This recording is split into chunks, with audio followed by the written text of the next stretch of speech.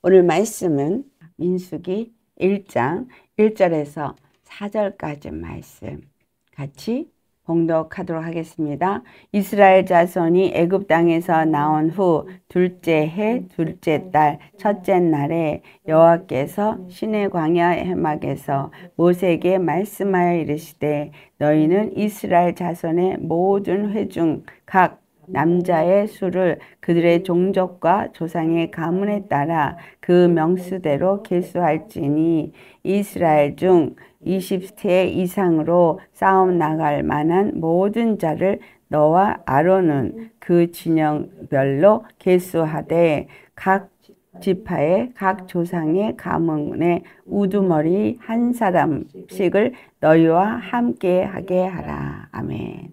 드디어 민수기 말씀을 우리가 나누게 되었습니다. 그래서 오늘 말씀의 제목은 약속의 땅을 향한 여호와의 준비라는 말씀으로 우리가 말씀을 나누도록 하겠습니다. 오늘 본문에 이때가 언제인가 보니까 둘째 해, 둘째 달, 첫째 날, 그러니까 6월절 어린 양을 잡을 때 해의 첫 해가 되라 그랬죠. 그 다음 해가 되겠습니다. 그러니까 출애굽을 한 그들이 1년이 출애굽을 한 후에 1년하고도 2월 둘째 달이니까 2월 1년하고 2개월이 지난 첫째 날이 되겠습니다. 그렇다면 이 민수기는 무엇을 기록하고 있는 것인가? 우리 민수기를 통해서 무엇을 주님은 우리에게 말씀하고 싶으신가 라는 것을 우리가 살펴보게 되겠습니다. 히브리 말로 민수기는 광야에서 라는 제목입니다. 근데 왜 한국말은 민수기인가? 그것은 바로 이 민수기 1장에 나오는 사람들을 계수하는 것이 2절에 나오죠. 그리고 26장에도 똑같이 계수하는 것이 나옵니다. 민수기는 계수를 2번을 합니다. 첫 번째 계수는 애굽에서 나온 20세 이상의 남자들의 숫자를 계수한 거였고, 또 26장의 계수는 전혀 또 다른 것입니다. 1장 2절의 계수는 1세대의 20세 이상의 남자들을 계수했다면 26장에 나오는 계수는 2세대의 20세 이상의 남자들을 계수해서 이 민수기에는 2번의 계수를 하게 됩니다. 근데 이 계수가 왜 계수를 하게 되었느냐? 바로 전쟁에 나갈 만한 사람의 숫자를 계수했다라는 것을 알 수 있습니다. 근데 이 민수기라고 기록한 것은 백성의 숫자를 세다 이런 의미죠. 이것은 헬라 말로 히브리 성경을 번역한 것이 70인역인데 그 헬라 말 또는 라틴어 거기서 민수기가 백성의 숫자를 세는 계수를 했다. 그런 의미에서 그들이 제목을 민수기라고 했기 때문에 한국도 민수기라는 이름으로 기록이 되어져 있게 됐습니다. 민수기 1장 2절, 민수기 26장 4절에 계수한 이 모든 것들은 무엇을 위한 것이냐? 이들이 1년이 하고도 2개월이 지났을 때 여호와께서 왜 이와 같은 일을 하셨느냐? 그것은 바로 저 약속의 땅으로 이제 행군해서 가는 그것을 위해서 주님께서 이와 같은 일을 하게 하신 겁니다. 이 민수기는 말하자면 출애굽을 하고 1년하고 2개월이 지난 후의 일을 기록을 했다. 그러니까 가나안 땅에 들어가기까지 이것이 기록이 되어진 건데 언제 이것이 기록이 되어진 것입니까? 성막의 모든 것들이 완전히 마무리가 되어져서 언제라도 성막을 세울 수 있고 예배를 드린 처소가 준비되었을 때, 그 다음에 모세의 돌판도 기록이 되어졌고 하나님이 율례와 법도를 이스라엘 백성에게 다 주었을 때입니다. 그러니까 이제 하나님과 이스라엘 백성 가운데 예배를 드리는 삶, 주님의 말씀으로 다스리고 통치하시는 그러한 거룩한 백성이 되어지는 일을 이제 충분히 할 수 있는 모든 것이 준비되어졌을 때 가나안 땅, 그 적과 꿀이 흐르는 약속의 땅을 향해서 진군을 시키도록 주님께서 하셨다라는 거예요. 모든 것을 광야에서 준비했습니다. 그 민수기를 기록한 것은 우리에게 무엇을 가르쳐주고 그들의 광야에서의 어떠한 삶을 살았는가 기록하고 있다고 볼 때 그들에게 첫 번째로 하나님이 그들에게 순종을 할 때에 축복의 그 땅에 들어가게 되어진다는 것을 말하는 것입니다. 그래서 첫 번째는 순종하는 자에게는 하나님의 약속의 축복이 이루어지지만 불신하고 불순종한 자들에게는 하나님의 심판이 그들에게 임한다는 것을 민수기가 말해주고 있습니다. 그래서 약속의 땅에 첫 번째 계수한 20세 이상의 60만 대군 하나도 들어가지 못합니다. 이것을 우리가 민수기에서 이제 발견하게 됩니다. 우리가 오늘날의 교회를 광야교회라고도 표현하죠. 정말 주님을 믿고 순종해야만 한다. 언제까지? 바로 약속하신 영생에 들어갈 때까지. 그것을 이 민수기가 말해주고 있는 겁니다. 그리고 세 번째가 끊임없는 하나님에 대한 불신으로 인해서 그 불평, 불만한 그들에게는 축복을 잃어버리는 일이 일어난다는 거예요. 축복을 잃어버리는 것뿐만이 아니라 사망에 이르게 되어진다라는 걸 말해주고 있습니다. 그러면 이 말은 우리에게 무엇을 말하고 있는 거죠? 구원은 한 번 구원은 영원한 구원이 되지 않는다 라는 걸 말해주는 거예요. 구원을 잃어버릴 수 있다라는 것을 민수기에서 말해주고 있습니다. 사도 바울은 빌립보서 2장 12절에 두렵고 떨림으로 너의 구원을 이루라 라고 말합니다. 구원은 이루어가는 거예요. 이스라엘의 행군 속에서 그 광야를 통과하는 그들의 삶 속에서 우리에게 가르쳐 주는 건 끊임없이 그들의 모든 여정, 그 행진하는 가나안 땅에 이를 때까지 그 모든 행진 속에서 무엇이 정말 중요하냐라는 걸 보여준 거예요. 우리 인생의 믿음의 삶에서 무엇이 중요하냐? 그 모든 여정 한 번에 끝나는 것이 아니라 그 여정은 그들에게 주어진 여정은 40년이라는 긴 시간. 그러니까 지금 이 한 해가 지났으니까 여기서부터는 39년이라는 시간이 되겠죠. 그들이 그 긴 시간 동안에 어떤 삶을 살아야 되느냐라는 것을 가르쳐 준 것처럼 우리에게 동일하게 가르쳐 주는 거예요. 구원은 단번에 이루어지고 그대로 꼬린이 아닌 거죠. 이스라엘 백성을 통해서 그들의 광야의 삶을 통해서 우리에게 가르쳐 주는 건 구원은 잃어버릴 수 있다라는 거예요. 구원은 불신과 불순종으로 말미암아서 잃어버렸다는 거예요. 끊임없는 불신과 불순종, 여호와의 약속의 말씀을 받았으면서도 여호와께서 끊임없이 그들에게 필요한 모든 것을 공급하고 채워주심에도 불구하고 그들은 끊임없이 불평했어요. 불신했어요. 그래서 여호와께서 말씀하시기 저들이 나를 대적하고 반역하고 시험하고 하나님을 대적했다라고 말합니다. 우리가 주님 앞에 주님을 의심하거나 믿지 아니하고 불평불만을 하는 것은 여호와를 시험하는 건 거예요. 주님은 불러내셨을 때 가나안 땅을 약속하셨거든요.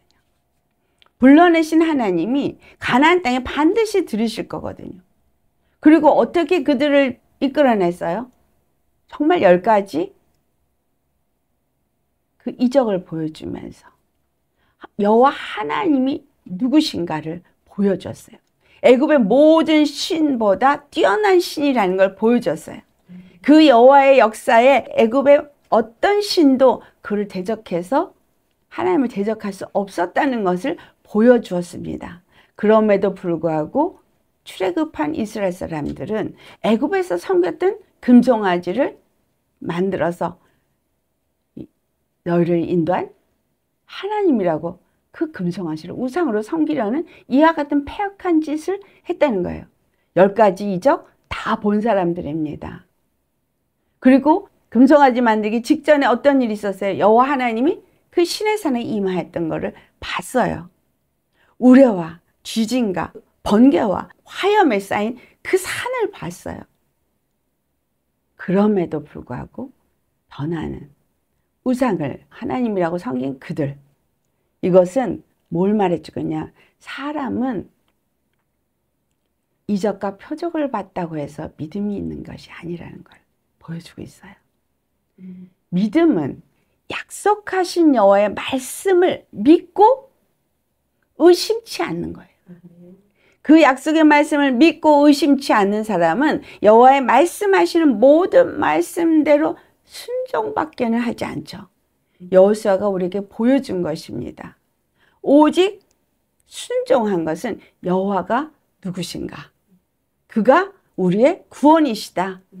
그것에 조금도 의심이 없는 사람은 순종하게 돼 있어요.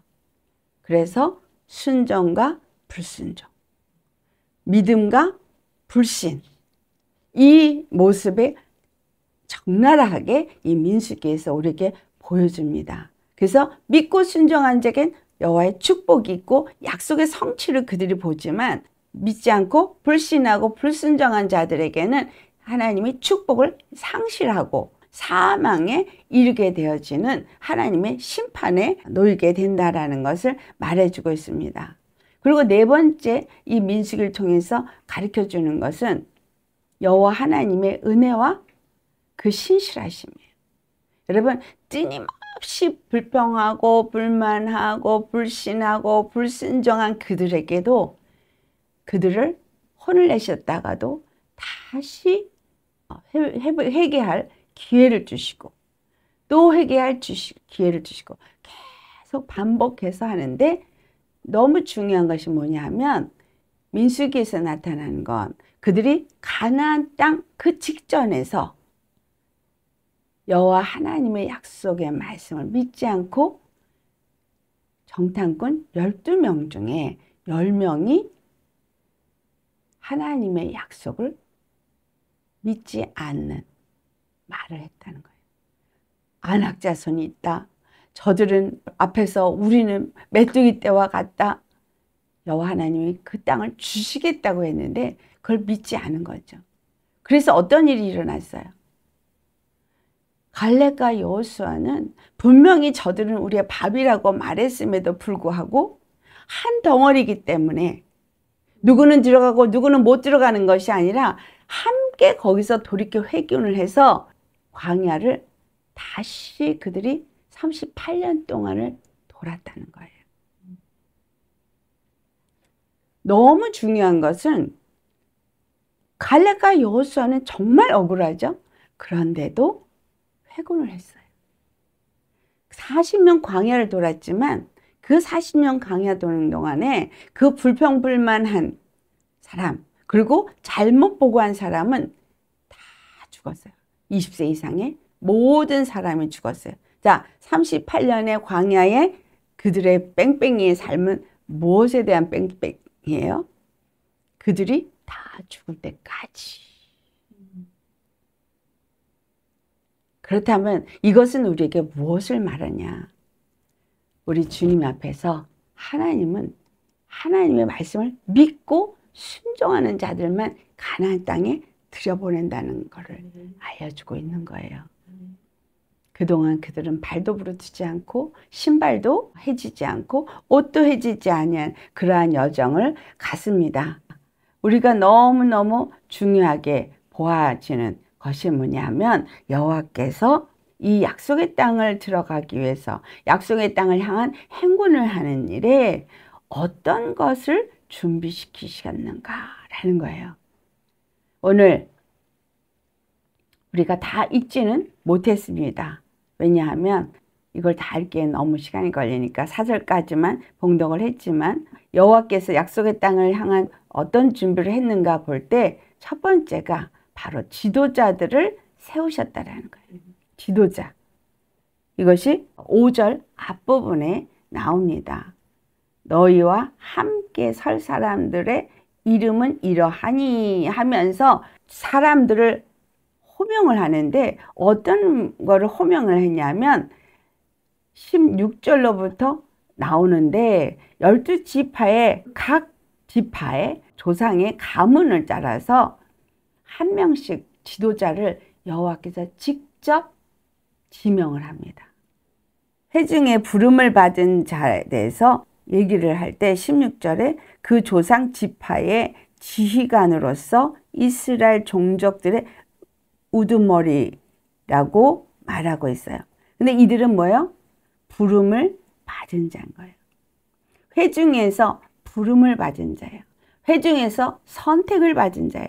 여호와께서 그들을 지명했다는 거예요. 르우벤 지파의 누구, 이사갈 지파의 누구, 유다 지파의 누구, 그렇게 이스라엘의 모든 우두머리들을 다 지명을 했는데 이것이 여호와께서 지명을 했다. 그리고 두 번째가 18절에서 19절에 나오는 말씀입니다. 각 종족과 가문에 따라서 20세 이상의 남자를 계수하라 라고 해가지고 그들을 계수하는데 이 남자들을 왜 계수를 한다 그랬죠? 예, 그것은 바로 여호와께서 그들을 향해서 중요하게 준비시키는 것은 전쟁의 싸움을 싸울 수 있는 사람들을 준비시켰다는 거예요. 자, 각 지파, 각 종족의 그 가문 중에 지도자를, 지휘관을 지명을 하고 그 지휘관이 또한 20세 이상의 남자들을 다 계수해가지고 보고를 하게 해서 각 지파별로 몇 명이 20세 이상의 군인이 되어지는지 그거를 보고하게 돼 있고, 그리고 지휘관으로서 부름을 받은 사람, 뽑힌 사람들은 그들을 통솔하는 지도자로서, 지휘관으로서의 임무를 여호와께로부터 받았다는 것입니다. 그리고 세 번째는 이 전쟁에 나갈 남자들을 계수했는데 이것이 종족과 가문을 따라서 그냥 계수만 한 것이 아니라 그들에게 다 뭐를 했냐면은 깃발을 세우게 해요. 깃발. 예. 근데 이때 세워진 자들이 이제 45절에서 46절을 보니까 인원수가 얼마가 되냐면 60만 3,550명이에요. 첫 번째 계수가 60만 3,550명입니다. 그런데 여기서 네 번째 레위지파는 제외돼요. 레위지파는 왜 제외되는가? 포함되지 않습니다. 그것이 47절에서 49절에 나옵니다. 왜 포함이 되어지지 않느냐? 그들은 이스라엘 자손들을 계수 중에 넣지 말라고 말씀하는데, 왜냐하면 레위지파들에게는 하나님이 다른 직분을 주셨기 때문입니다. 그래서 레위지파는 구별됩니다. 무엇으로 해서 구별되냐? 50절에서 51절까지 말씀을 보면은 우리 다 같이 한번 같이 봉독할까요? 그들에게 증거의 성막과 그 모든 기구와 그 모든 부속품을 관리하게 하라. 그들은 그 성막과 그 모든 기구를 운반하며 거기서 봉사하며 성막 주위에 진을 칠지며, 성막을 운반할 때에는 레위인이 그것을 걷고 성막을 세울 때에는 레위인이 그것을 세울 것이요 외인이 가까이 오면 죽일지며. 레위지파만 구별되어서 그 성막과 그 모든 관리, 섬기는 일을 하게 했습니다. 절대 다른 사람은 여기에 근처도 할 수가 없어요. 절대로 다른 외인은 성막 가까이 오면 죽게 되어져 있습니다. 그런데 이 진을 치는 것도 위치를 여호와 하나님이 다 지정하셨어요. 지휘관도 불러서 지정하셨고, 그들이 장막을 치는 진을 치는 그 모든 자리도 위치도 다 지정을 했어요. 지정을 했는데 53절의 말씀을 보면 레위인들의 위치가 어디냐면 바로 증거의 성막 사방에 진을 치고 이스라엘 사람들의 진과 여호와의 성막 그 사이에다 레위인이 진을 치겠다는 거예요. 그런데 왜 그와 같이 했느냐 하는 말씀이 53절에 보면 이스라엘 자손이 회중에게 진노가 임하지 않게 할 것이라 라고 말해요. 그러니까 그들이 혹여라도 여호와 앞에 가까이 함으로 인해서 그들이 여호와의 그 진노를 사서 죽임을 당할까 봐 그 중간에 레위 지파들이 다 그 회막을 뺑 둘러서 사방에 진을 치게 했다라는 것입니다. 오직 여호와의 성막은 레위 사람들만 가까이 할 수 있다라는 것을 말해주고 있습니다. 그래서 이스라엘 자손이 회중이 거기에 가서 다 이게 진을 칠 때 이 진들을 친 것은 진 치는 위치만 말해준 것이 아니라 그들이 행군을 할 때에도 어떻게 행군을 하고 누가 어떻게 순서대로 행군을 해야 될지 이 모든 것을 다 자리를 정해 주셨다는 거예요. 그래서 진을 친 자리나 행군하는 순서나 이 모든 것들이 같이 연결되어져 있다라는 것입니다. 그리고 각 지파들 가문마다의 깃발이 있도록 했어요. 그래서 지파마다 깃발이 있고 가문마다 깃발이 있습니다. 그래서 이와 같은 행진을 하는 상황에서 주님께서 서열조차도 다 지명을 해주셨습니다. 그래서 우리 그것을 보면은 동쪽 해 뜨는 곳에는 유다 지파 이사갈 스불론을 세우고 남쪽엔 루벤 시몬 갓을 세우고 그 다음에 레위 지파가 들어가요. 레위 지파가 그 진영의 세 번째 줄에 나아가게 되어지고 서쪽에는 에브라임과 므낫세, 베냐민, 북쪽에는 단, 아셀, 납달리 이렇게 순서를 정해 주셨어요. 그래서 이 진군을 해서 앞으로 나아갈 때 제일 먼저 누가 나가요? 유다 지파예요. 제일 끝이 납달리예요. 그러나 유다 지파가 맨 앞에 가는 것이 아니라 항상 여호와의 언약궤가 앞에 가야 돼요. 그렇다면 이 말씀들이 우리에게 무엇을 말해주고 있는가? 여러분, 여호와께서 모세에게 말씀하셨고 모세는 각 지파의 장로들에게 말하고 장로는 이스라엘의 모든 사람들에게 그것을 전달해요. 그러나 전쟁에 나가는 사람들이 먼저 앞서서 나가게 되거든요. 그때는 그 모든 말씀을 받은 것을 그 각 지파의 지휘관, 지파도 있지만 그 안에 각 가문들이 또 있죠. 그래서 그것이 깃발이 있고 순서가 있게끔 하셨다는 거예요. 지파의 깃발, 그리고 각 가문의 깃발, 그리고 그 순서를 주님께서 다 정해서 그들이 순서대로 행군을 했다라는 것을 우리가 알아야 하겠습니까? 그렇다면 이와 같은 것들은 도대체 우리에게 무엇을 말해주고 있는 것이냐라는 거예요. 이스라엘 백성들이 여호와 약속하신 그 땅으로 가는 일에 여호와의 말에 한 목소리로 한 진행을 했다라는 거예요.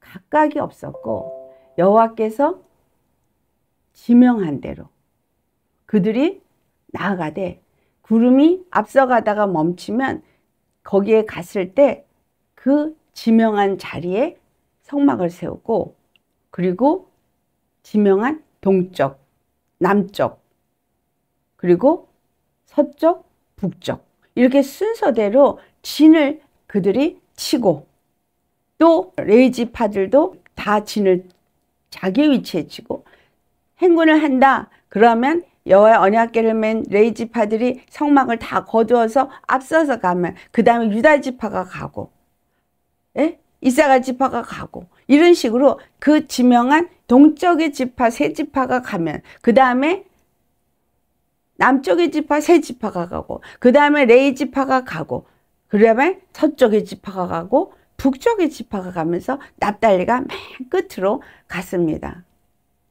중요한 것은 유다 지파가 앞서가고 납달리가 꽁째 갔다 그래서 누가 더 잘났고 누군 더 못난 것이 아니라 앞서가고 마지막에 간다 할지라도 그들은 여호와의 한 목소리로 움직였다는 거예요.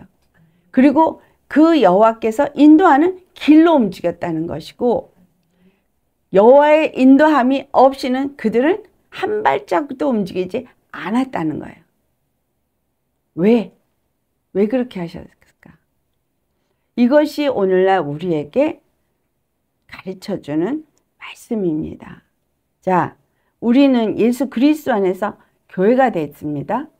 그런데 여호와께서 모세에게 말씀하시고 아론에게 또 그 모든 것들을 제사장의 직분을 행하게 하고, 그리고 그것을 또한 전쟁에 나갈 수 있는 사람들을 세우는 쥐관을 세우고, 그런데 이것이 현대시대에서는 우리에게 예수 그리스도를 믿고 주 안에서 교회가 된 자들에게 주어지는 것이 무엇인지를 우리가 하나하나 생각해 봐야 되는 것은, 바로 시내산에서 율법을 만나고 성막을 짓기 전에는 그들이 분명히 출애굽을 해서 시내산에 올 때까지 무리가 나온 거 맞죠? 그러나 그 무리들이 서열이 없었어요. 그냥 우후죽순으로 그냥 우르르르르르. 그러나 율법을 받고 성막이 세워지고 나서는 여호와 하나님의 지휘함 안에서 모두가 정확하게 자기 위치에서 자기의 자리에서 그 길을 갔다라는 것을 우리가 알아야 합니다.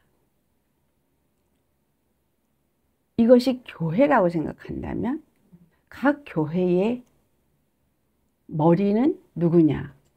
바로 모세에게 말씀을 주신 이가 여호와고, 모세는 그것을 받아서 회중에게 전달했는데, 교회는 바로 목사들이 세워지죠. 그러면 이 각 교회의 목사들은 누구의 지시를 받아야 되는 거예요? 여호와의 지시를 받아야 하는 겁니다. 그래서 목사를 세울 때 안수를 해서 기름을 붓습니다. 근데 이 기름 부음을 받는다는 이 기름 부음은 구약에서 왕과 선지자와 제사장에게 기름을 붓는데, 지금 모세는 안수 안 받았어요. 기름 부음 안 받았어요. 근데 누구는 받았어요? 아론.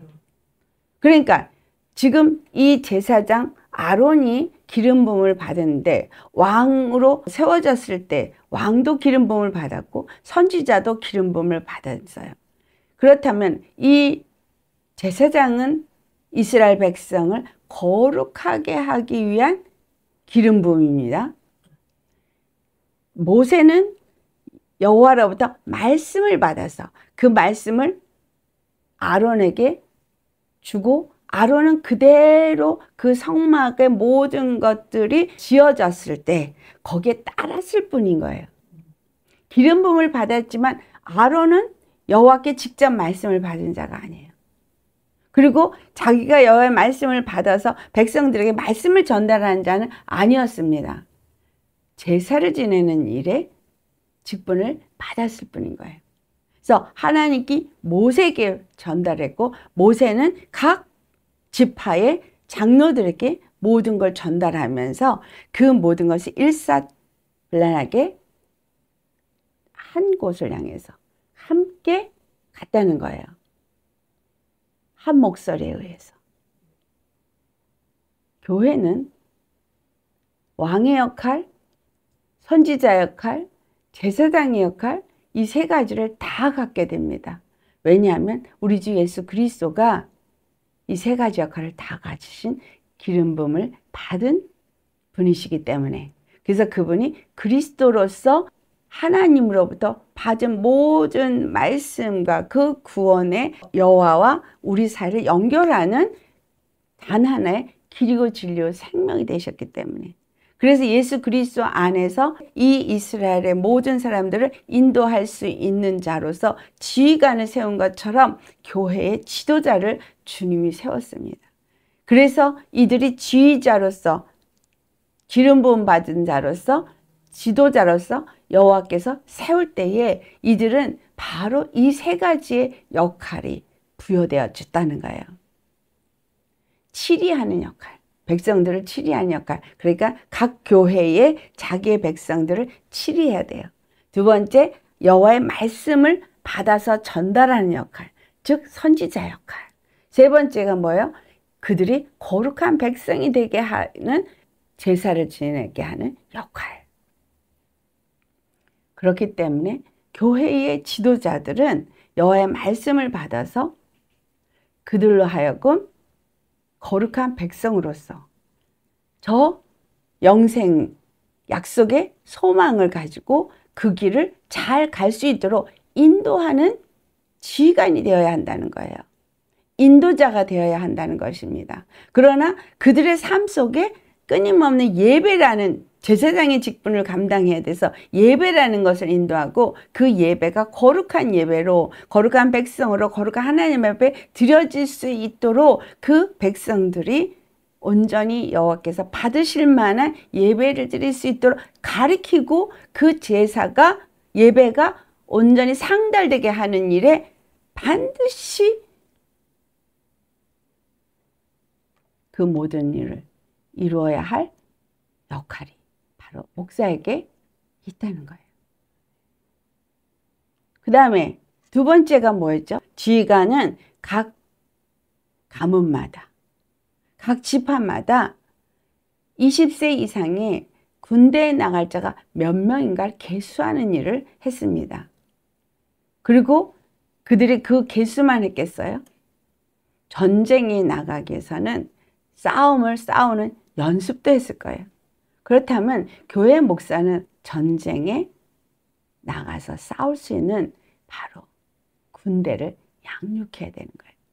그래서 교회는 그리스도의 군사를 양육을 시켜야 되고 배출을 해내야 되는 거예요. 근데 오늘날의 교회가 성도들이 3살에서 5살 수준이에요. 영적인 나이가 20세가 넘어야 영적 전쟁을 치를 수 있는데 3살에서 5살이니까 영적 전쟁을 못 치르고 다 피 흘리고 죽어가고 있는 거죠. 누구에게 책임이 있어요? 목사에게 책임이 있는 거예요. 그래서 교회는 그리스도의 군사를 배출해내야 돼요. 그들에게 전쟁에 대한 것을 가르쳐야 돼요. 그래서 능히 전쟁을 치를 수 있는 자, 전쟁에 능한 자 가르쳐야죠. 그래서 우리는 그 모든 싸움을 싸우고 여호와 하나님 앞에 설 수 있도록 해야 되는 거예요. 만약에 전쟁에 진다면 그 교회가 다 무너지게 돼 있죠. 여러분, 이 전쟁을 누가 치룰까요?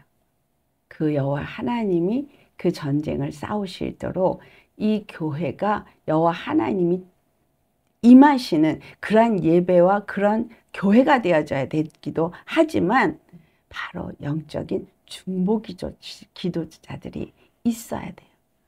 중보기도자들은 어떤 자들이에요? 전쟁하는 자들이에요. 우리의 싸움은 혈과 육의 싸움이 아니라 통치자와 권세자, 하늘의 어두움의 영들, 세상 주관자, 이 모든 악한 영들과의 싸움을 훈련을 시켜서 가르치지만, 그러나 그것들을 싸워서 이길 수 있는 영적 군사는 중보기도자들이에요. 그러니까 다시 말하면 기도로 싸운다는 거예요. 기도로 악한 영들을 싸우는 거예요. 그러면 내가 기도로 악한 영들을 다 이겨야겠죠. 그리고 우리 백성들을 보호하는 기도도 해야 되겠죠? 그래야지 우리 가정이 보호되고 우리 교회가 보호되고 우리의 모든 건석들이 보호를 받잖아요. 3살부터 4살짜리가 있는데 3살부터 5살짜리들은 그런 거를 할 줄은 몰라. 그러면 그들이 악한 영의 공격을 받아서 죽게 될 수도 있잖아요. 그러니까 중보기도자들은 그들을 위해서 싸워서 절대로 악한 영이 틈타지 못하게 해 주어야 하죠. 우리 성도들은 각각이 이런 영적 전쟁을 치를 수 있어야 되고, 그리고 나뿐만이 아니라 다른 사람의 영혼을 위해서도 기도로서 그 영적 전쟁을 싸워서 그들을 살릴 수 있는 사람, 이들이 전쟁에 나갈 수 있는 20세 이상의 군사다라는 거예요. 그래서 우리는 새로운 성도가 교회에 있다. 그러면 오래된 분들이 기도자로서 그들이 굳건하게 믿음 위에 서도록 기도해 줄 수 있어야 합니다. 그런데 교회를 오래 다녔다 그래도 성도를, 그 연약한 성도를 세우는 것이 아니라 새 성도가 오면 시험 들어서 나가게 만들어. 마귀짓을 거꾸로 해요. 예. 자, 그런데 주님은 여기에 이런 사람들을, 지휘관을 세웠다 그랬잖아요. 그러니까 부름받은 목사, 장로, 교회에 그와 같은 영혼들을 맡아서 관리해야 될 사람들을 주님이 직분을 주었으면 그 직분이 어떤 자기 명예요, 의시되는 직분으로 알고 행하고 있다면 정말 큰일 나는 일이죠. 우리가 에베소서 4장 11절로부터 말씀을 보면 교회의 오중직분, 거기에 그 모든 오중직분을 왜 줬는지를 12절에 말합니다. 성도를 온전케 하는 것. 주 안에서 그 모든 봉사를 하되 그 모든 것들은 성도를 온전케 하기 위한 거예요. 자, 우리 한번 찾아보시겠어요?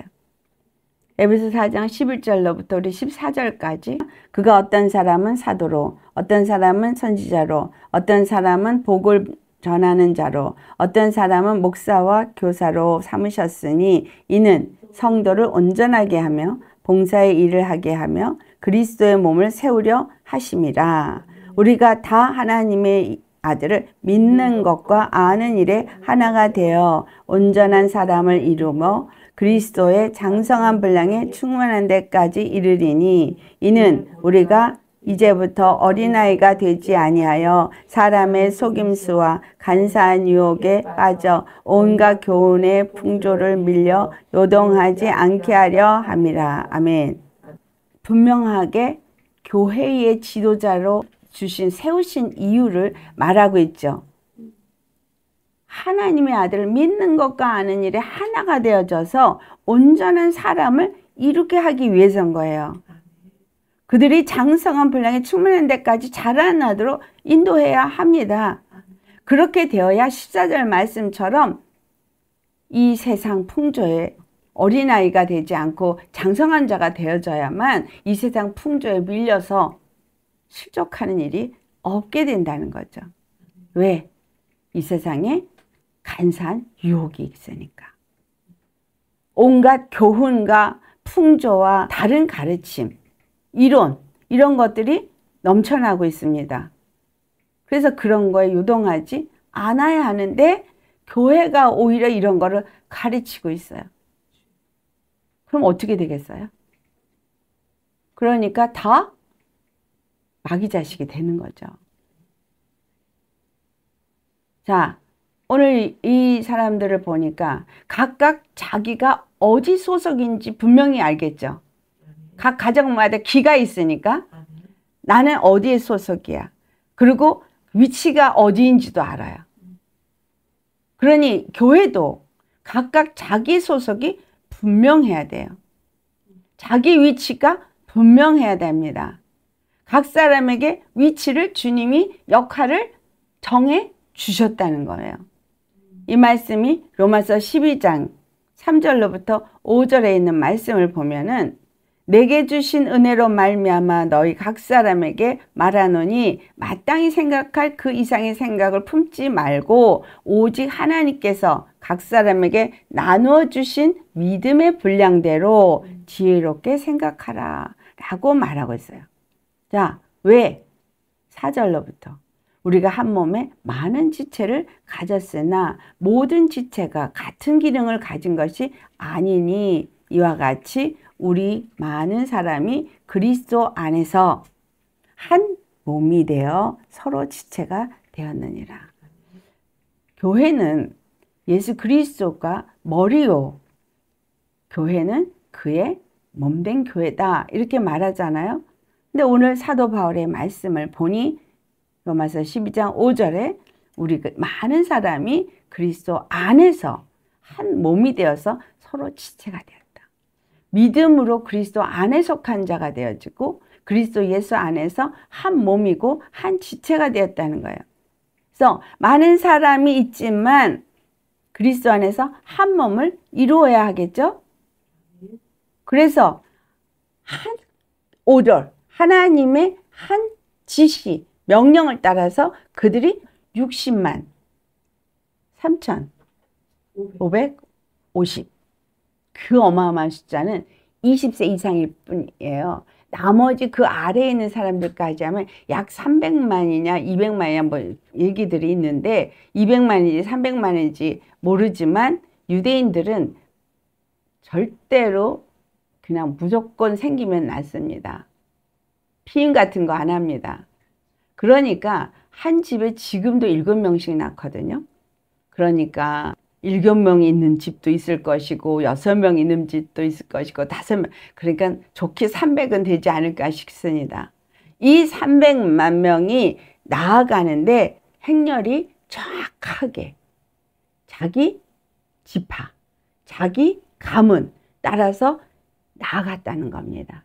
그래서 자기 깃발과 자기 있어야 할 위치 그리고 그들이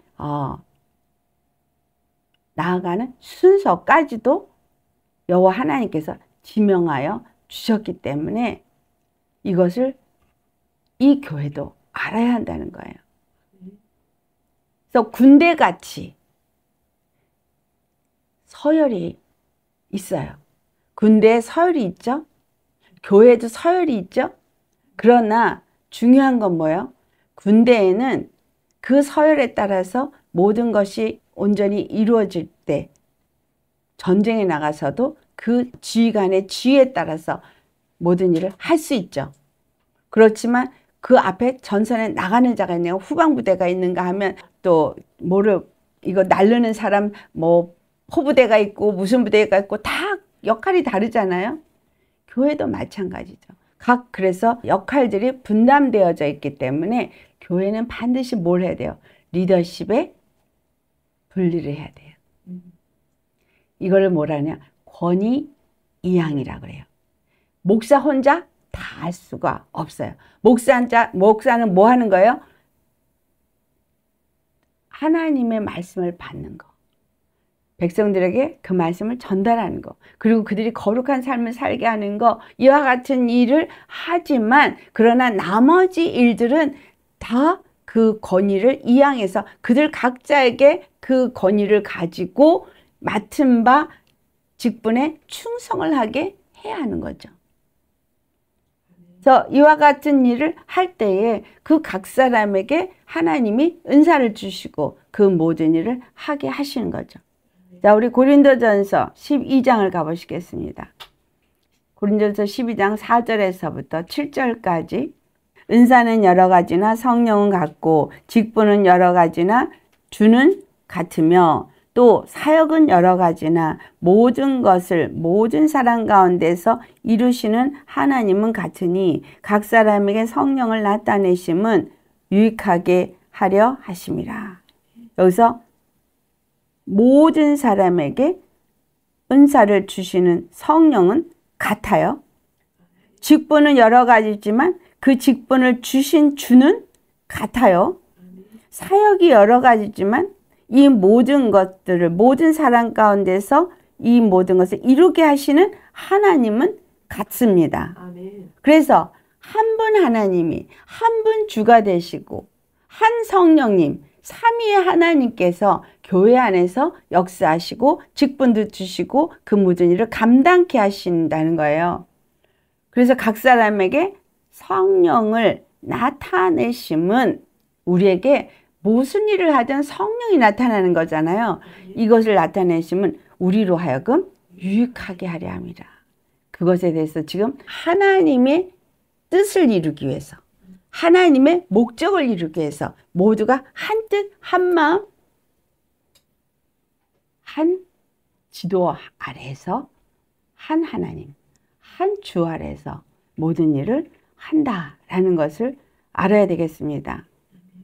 그래서 우리가 이 고린도전서 12장에 참 은혜되는 정확한 말씀을 주신 게 22절에서 25절입니다. 우리 같이 봉독하겠습니다. 그뿐 아니라 더 약하게 보이는 몸의 지체가 도리어 요긴하고 우리가 몸에 덜 귀히 여기는 그것들을 더욱 귀한 것으로 입혀주며 우리의 아름답지 못한 지체는 더욱 아름다운 것을 얻느니라. 그런즉 우리는 아름다운 지체는 그럴 필요가 없느니라. 오직 하나님이 몸을 고르게 하여 부족한 지체에게 귀중함을 더하사 몸 가운데에서 분쟁이 없고 오직 여러 지체가 서로 같이 돌보게 하셨느니라. 예. 그래서 어떤 사람은 어떤 부분이 더 풍족한데 달란트가 더 많은 사람도 있어요. 더 적은 것도 있어요. 그런데 주님은 여기 보니까 뭐예요? 덜 귀하고 더 귀한 게 없이 똑같이 서로 돌보아서 한 지체로서 한 몸을 세우게 하기 위해서 이 모든 일을 여호와께서 아름다운 사람은 아름다운 것이 더 이상 필요가 없으니까 적게 주고 뭔가 부족한 사람에게는 그걸 아름답게 하기 위해서 더 많이 주고 주님께서 양조절도 다 한다는 거예요. 그래서 내가 많이 가졌다고 높아질 것도 아니고 선줄로 생각할 것도 아니고 예? 그래서 우리가 잘 아는 고린도전서 10장 11절의 말씀이죠. 바로 이 말세를 만난 우리에게 이스라엘의 이 모든 것들은 본보기로 주신 거라고. 그 모든 것들을 깨달아서 그들의 행하는 길에서 무엇은 취하고 무엇은 취하지 않아야 될지를 보고 하라고 했기 때문에 그래서 12절에 선줄로 생각하면 넘어질까 조심해라 라고 말하잖아요. 우리 주님은 정말 리더자를, 지도자를 세우십니다. 그래서 지도자는 모든 자에게 본이 돼야 돼요. 그래서 내가 뭔가 높아지고 싶고 사람들에게 인정받고 싶고 어떤 지휘관의 자리에 앉고 싶어 하는 사람은 많아요. 그런데 다른 사람들에게 본이 되지는 않고 본이 되고자 노력하지도 않는다는 거죠. 민수기 안에서 정말 어떤 것들이 우리에게 중요한 것인가를 말해주고 있습니다. 자, 이스라엘의 행군을 보면 이스라엘의 행군을 어떻게 해야 될지를 말하시는데 여호수아 3장 3절에서부터 4절을 보면 제사장, 레위 사람 제사장들이 제일 앞에 나가게 됩니다. 그래서 여호와의 언약궤를 메는 제사장이 그 앞서가는 것을 이제 보게 되면 그 다음에 너희들이 있는 곳에 떠나서 이제 순서대로 그 뒤를 따르라고 되어져 있어요. 근데 그 뒤를 따르는데 4절을 보면 그 언약궤를 맨 제사장들과 사이를 두라 그래요. 이 사이를 2000 큐빅을 사이를 두라고 합니다. 근데 왜 2000 큐빅 사이를 두라고 하느냐? 그것에 가까이 하지 말라고 말씀하시거든요. 근데 그 4절 후반부에 그리하면 너희가 행할 길을 알리니. 왜? 너희는 이전에 이 길을 지나보지 못했음이니라. 네, 언약궤를 맨 제사장은 반드시 따라가야 돼요. 구름이 가기도 하지만 언약궤를 맨 제사장은 구름이 가는 길을 보고 따라가는 거죠. 그러니까 똑같이 여호와의 인도를 받는 거예요. 그런데 그 회중들은 이제 여호와께서 지명한 순서대로 행진을 하는데 거리를 2000규빅을 떠서 가라는 거예요. 가까이 가지 말라는 거예요. 왜냐하면 그 길을 모르니까. 여러분, 이 이스라엘에 행한 모든 것들이 이렇게 기록이 되어 있는 건 우리에게 본보기로 기록이 된 거죠. 그리고 우리 앞에 믿음의 선진들이 잘 갔는지 못 갔는지 우리 앞에 다 보여주고 있습니다. 그러면 우리가 따라가야 될 길은 어느 길이에요? 옳은 길, 진리의 길. 그렇죠? 여호수아가 믿음으로 간 것을 여기서 보여주면 우리는 여호수아가 간 길을 따라가야 되는 거예요. 불평불만 하다가 죽은 저들을 따라가면 안 되는 거죠. 그래서 성경은 우리에게 바로 우리 걸어가는 발의 등이고 우리 가는 길의 빛인 겁니다. 여러분, 절대로 그 모든 것들을 보고 본을 삼아 우리가 가야 됩니다. 우리가 축복하는 그 잔을 받는 사람들은 그리스도의 피에 참여했다라고 고린도서 10장에 말해요. 그리스도의 피에 참여한 자들, 즉 십자가의 길을 간 사람들. 네? 16절부터 하는 말씀입니다. 그리스도의 피에 참여한 자들이 십자가의 길을 간 사람들이 그 행군하는 자들인 거예요. 십자가의 길을 가지 않고는 그 행군하는 게 아닌 거예요. 다른 길로 가고 있는 거죠. 피에 참여해요. 그 다음에 또 떡을 먹은 자들인 거예요. 그 떡은 누구예요? 그리스도가 나는 생명의 떡이라고 요한복음 6장 48절에 말하잖아요. 그러니까 피에 참여한 자들이 떡을 먹으면서 그 길을 가는 거예요. 이스라엘 백성이 광야를 가는데 하나님의 인도하심을 받지만 가는 길마다 하늘로부터 만나가 내려서 그 떡을 먹었거든요. 하늘에서 내려온 떡을 먹었어요. 고린도전서 10장 17절에 있는 말씀이 아주 중요한 것이 떡이 하나요 많은 무리가 한 몸이니 이는 우리가 다 한 떡에 참여함이라. 여러분, 예수 그리스도의 살과 피를 먹고 마시고 있습니까? 한 피로 맞아서 그 피로 나왔고 한 떡을 먹어서 한 몸에 참여했다면 우리는 지금 한 길을 가야 되는 거예요. 예수님이 머리고 예수님이 가신 그 길을 나도 같이 갈 때 피에 참여한 자요 그 떡을 먹는 자가 되는 것이지 그 외의 길은 다른 것이 됩니다. 생명의 떡이 되신 예수님을 내가 먹고 그 길을 따라가는 자는 오늘 말씀처럼 각자 자기의 자리야, 자기 역할 주어질 때 거기에 차별이 없다는 거예요. 여러분, 예수님이 납달리 제일 끝에 따라가는 자였지만 예수님은 그 납달리에 가서 빛을 비추신 분이었습니다. 제일 겸손하고 낮은 자리에 주님이 임하십니다.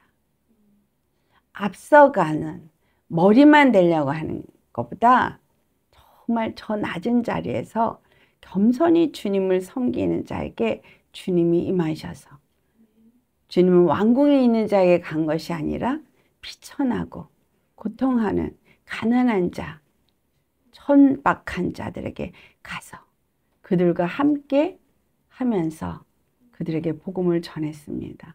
그래서 비천한 그 어부들이 그리스도의 제자가 되었어요.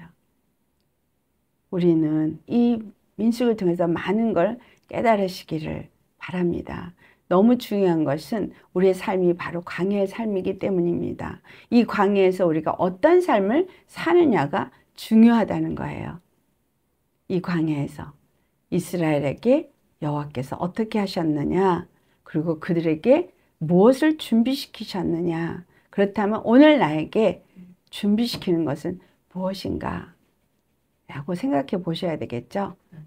네, 그래서 우리는 행군을 합니다.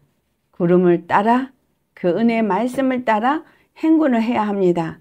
근데 그 행군은 너는 너대로 이쪽 길, 나는 나대로 저쪽 길이 아닙니다. 그래서 한 방향으로, 한 말씀을 가지고 한 주로 모시면서 한 하나님의 떡을 먹고 같은 길을 가지 않는 사람은 함께 갈 수가 없는 거죠. 그래서 각자의 깃발을 높이 드셔야 합니다. 여러분, 이 깃발이 뭐예요? 나를 표현하는 깃발인 거예요. 내가 어느 가문, 어디에 소속되어 있는지를 나타내는 깃발이거든요. 그래서 그 깃발이 보여야지 되고, 그 깃발을 따라서 그 가문에 속한 사람들은 그 깃발을 따라서 따라갔거든요. 그래서 깃발은 반드시 높여져야 합니다. 아멘. 아멘. 하우스 오브 지저스의 깃발이 높여져야 되고요. 아멘. 또 내 가문의 깃발이 높이 세워져야 합니다. 아멘. 그래서 모두가 그 깃발을 따라서 여호와께서 인도하는 길을 갈 수 있는 저와 여러분 되시길 예수님으로 축원합니다. 아멘. 네, 우리 정말 그 진군하는 그 길을 잘 준비하면서 우리 주 예수님과 함께 그 피에 참여하고 그 떡을 함께 먹으면서 끝까지 잘 목적지에 도달하는 믿음으로 순종하는 저와 여러분 되시길 예수님을 축원합니다. 기도하시겠습니다. 할렐루야. 거룩하신 아버지, 정말 약속한 말씀을 이루기 위해서는 우리는 진군을 해야 합니다. 그런데 그 진군에는 분명히 모든 것이 다 준비되었던 자들, 죄의 율법을 받았고 성막의 모든 것들이 완성이 되었을 때 진군을 했습니다. 그러나 그 진군에 각자의 그 위치에서 어느 자리에서 어떻게 가야 될지를 주님께서 지휘관들을 지명해서 부르시고 세웠고 그들의 통치를 받아서 통솔함 가운데서 그 길을 나아가게 했습니다. 오늘날 교회에 아버지 주의 종들을 세우시고 그들을 통해서 그 교회가 어떻게 나아가야 될지를 인도하고 가르쳐서 그 백성들을 바른 길로 나아갈 수 있도록 잘 가르칠 수 있어야 하는데 그러지 못한 것을 용서하여 주시옵소서. 이제라도 주님께 오서 아버지 교회들을 바르게 세우시고 교회 지도자들을 바르게 세우셔서 바른 길, 진리의 길, 생명의 길, 정말 그 영생으로 나아가는 길로 백성들을 잘 인도할 수 있게 하여 주옵시고 또한 아버지 그 영혼들을 잘 훈련해서 그리스도의 군사로서 잘 훈련시킬 수 있게 하시고 영적 전쟁에서 잘 싸워서 승리함으로써 그 교회가 바른 길로 나아가며 그들을 통하여서 또 많은 자들이 구원을 받을 수 있도록 양무리들이 주의 구원을 맛볼 수 있도록 그 목적지까지 잘 도착할 수 있도록 아버지 정말 그 어떤 악한 영들에게도 넘어지는 자, 미혹되는 자 없도록 어린아이가 없는 용사로서 주님 이 하우스 오브 지저스의 영혼들이 그렇게 세워지기를 간절히 바라고 원합니다. 그리스도의 군사가 되어져서 모든 영적 전쟁에 능히 승리할 뿐만이 아니라 어리고 연약한 자들을 위해서 기도하면서 세워갈 수 있는 그러한 그리스도의 군사가 되게 하옵소서. 그래서 많은 군사들을 주님께서 세우시고 그래서 주님이 주신 그 약속하신 영생을 향해서 함께 나아가게 하시고 그래서 그 나아가는 길에 하나님이 한 분이고 주가 한 분이고 또 우리가 한 피에 참여하고 한 말씀을 먹고 한 길로 나아가면서 불만하는 불신의 사람은 없게 하시고 오직 믿음으로 순종하며 그 끝을 잘 마칠 수 있도록 우리의 길을 온전히 주께 맡기고 예수님 가신 그 길을 우리 모두가 따라가며 주님 안에 속한 자로서 주님과 함께 동행하며 승리하게 하여 주옵소서. 감사하고 우리 주 거룩하신 예수님의 이름 받들어 기도드리옵나이다. 아멘.